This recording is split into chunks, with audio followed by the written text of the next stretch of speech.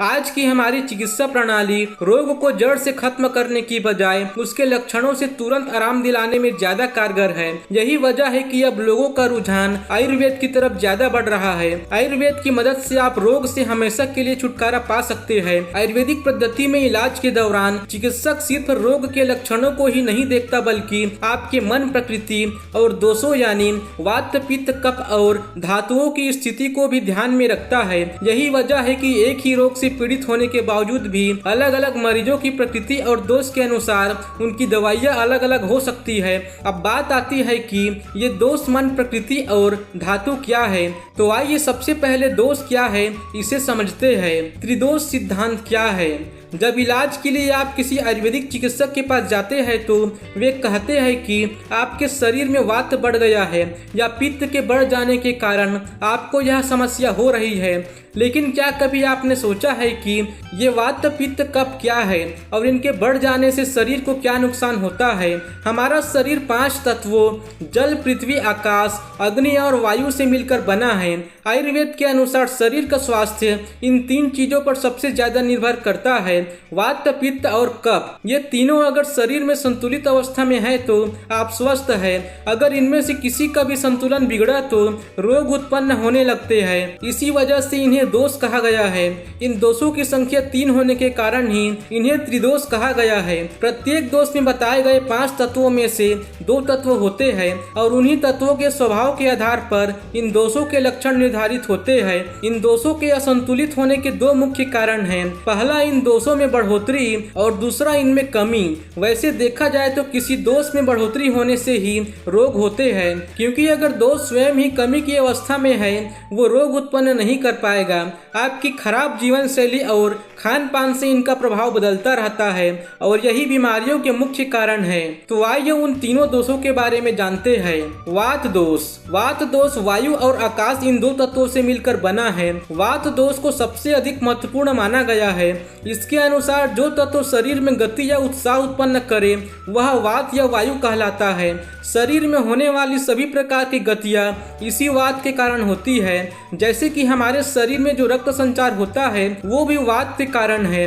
वात की वजह से ही शरीर की सभी वस्तुएं अपना अपना काम करती है। शरीर के अंदर मौजूद जितने भी खाली स्थान हैं वहाँ यह वायु पाई जाती है। शरीर के किसी एक अंग का दूसरे अंग के साथ जो संपर्क है वो भी वात के कारण ही संभव है। वात इतना प्रभावशाली है कि यह अन्य दोषों को एक स्थान से दूसरे स्थान तक पहुंचा देता है। इसके कारण अगर उस जगह पर पहले से ही वो कोई दोष मौजूद है तो वो और बढ़ जाता है। हमारे शरीर के अंदर होने वाली कोई भी गतिविधि जिसमें गतिशीलता या मूवमेंट है वो वात की वजह से है।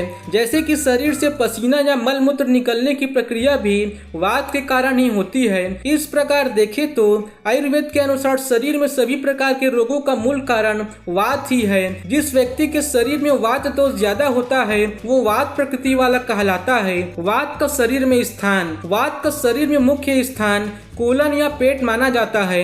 इसके अलावा नाभि से नीचे का भाग, छोटी व बड़ी आंतें, कमर, जांग, टांग और हड्डियां भी वात के निवास स्थान है। वात का आपके शरीर और स्वास्थ्य पर प्रभाव। वात रूखा, शीतल, लघु, सूक्ष्म और चिपचिपाहट से रहित होता है। रुक्षता यानी रूखापन आदि वात के स्वाभाविक गुण हैं। वात के संतुलित होने से शरीर में रक्त का और मल मूत्र का प्रवाह ठीक तरह से होता है।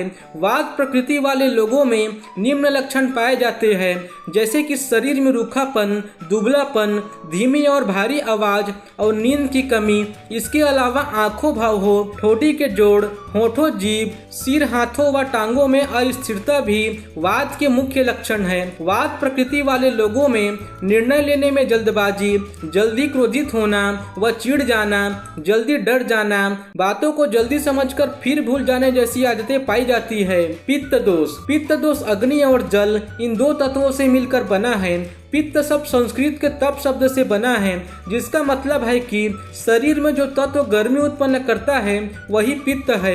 यह शरीर में उत्पन्न होने वाले एंजाइम और हार्मोन को नियंत्रित करता है। आम भाषा में इसे समझे तो हम जो भी खाते पीते हैं या सांस द्वारा जो हवा अंदर लेते हैं उन्हें खून, हड्डी, मज्जा, मल मूत्र आदि में परिवर्तित करने का काम पित्त ही करता है। इसके अलावा जो मानसिक कार्य है जैसे कि बुद्धि, साहस, खुशी आदि का संचालन भी पित्त के माध्यम से ही होता है। पित्त में कमी से मतलब है कि आपकी पाचन शक्ति में कमी। अगर शरीर में पित्त दोष ठीक अवस्था में नहीं है तो इसका सीधा मतलब है कि आपके पाचन तंत्र में गड़बड़ी है। ऐसे लोगों को कब्ज से जुड़ी समस्याएं ज्यादा होती है। जिस व्यक्ति के शरीर में पित्त दोष ज्यादा होता है वो पित्त प्रकृति वाला कहलाता है। पित्त का शरीर में स्थान। शरीर में पित्त का मुख्य स्थान पेट और छोटी आंत है। इसके अलावा छाती व नाभि का मध्य भाग, पसीना, लिम्फ, खून, पाचन तंत्र व मूत्र संस्थान भी पित्त के निवास स्थान है। पित्त का आपके शरीर और स्वास्थ्य पर प्रभाव। वात की ही तरह पित्त दोष का भी शरीर के स्वास्थ्य और स्वभाव पर प्रभाव पड़ता है। पित्त का मुख्य गुण अग्नि है। पित्त के संतुलित होने से पेट और आंतों से जुड़ी सारी गतिविधियां ठीक तरह से होती है। गर्मी न बर्दाश्त कर पाना, शरीर का कोमल और स्वच्छ होना, त्वचा पर भूरे धब्बे, बालों का जल्दी सफेद होना आदि पित्त के लक्षण हैं। इसका एक गुण तरल भी है जिसकी वजह से मांसपेशियों और हड्डियों के जोड़ों में ढीलापन, पसीना, मल और मूत्र का अधिक मात्रा में बाहर निकलने जैसे लक्षण आते हैं। शरीर के अंगों से तेज बदबू आना भी पित्त के कारण ही होता है। कफ दोष। कफ दोष पृथ्वी और जल इन दो तत्वों से मिलकर बना है। दोषों के महत्व और क्रम के अनुसार कफ तीसरे स्थान पर आता है। कफ दोष शरीर के सभी अंगों का पोषण करता है और बाकी दोनों दोषों वात और पित्त को भी नियमित करता है। हमारी मानसिक और शारीरिक काम करने की क्षमता, रोग प्रतिरोधक क्षमता, काम शक्ति, धैर्य, क्षमा और ज्ञान आदि कफ के गुण हैं। कफ में मौजूद तमोभाव ही नींद का मुख्य कारण है। शरीर में अगर कफ की मात्रा में कमी आती है तो बाकी दोनों दोष अपने आप ही बढ़ने लगते हैं। कफ भारी, मुलायम, मधुर, स्थिर और चिपचिपा होता है। यही इसके स्वाभाविक गुण है। जिस व्यक्ति के शरीर में कफ दोष ज्यादा होता है वो कफ प्रकृति वाला कहलाता है। कफ का शरीर में स्थान। हमारे शरीर में कफ का मुख्य स्थान पेट और छाती है। इसके अलावा गले का ऊपरी भाग, कंठ, सिर, गर्दन, हड्डियों के जोड़, पेट का ऊपरी हिस्सा और वसा भी कफ के निवास स्थान है। कफ का आपके शरीर और स्वास्थ्य पर प्रभाव। कफ प्रकृति वाले लोगों में निम्नलिखित लक्षण पाए जाते हैं जैसे कि इनकी चाल स्थिर और गंभीर होती है, भूख, प्यास और गर्मी का कम लगना, पसीना कम आना, शरीर में वीर्य की अधिकता, जोड़ों में मजबूती और स्थिरता, शरीर में गठीलापन और शारीरिक अंगों में चिकनाहट इसके प्रमुख लक्षण हैं। इसके अलावा कफ प्रकृति वाले लोग सुंदर, खुश मिजाज, कोमल और गोरे रंग के होते हैं। तो दोस्तों अब आप तीनों दोषों से भली भांति परिचित हो चुके हैं।